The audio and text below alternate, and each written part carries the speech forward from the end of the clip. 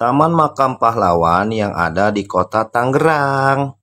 Halo guys, assalamualaikum. Hari ini setelah kegiatan di Al-Ajum selesai, kita akan mampir ke Taman Pahlawan kota Tangerang. Kalian tahu nggak peristiwa apa yang menjadi latar belakang berdirinya Makam Pahlawan Taruna?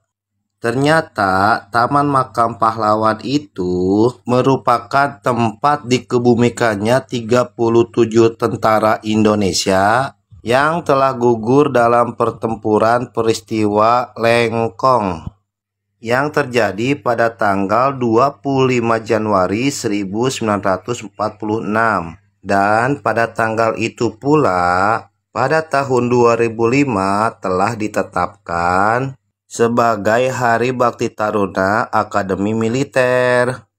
Nah, itu sejarah singkat Taman Makam Pahlawan Taruna.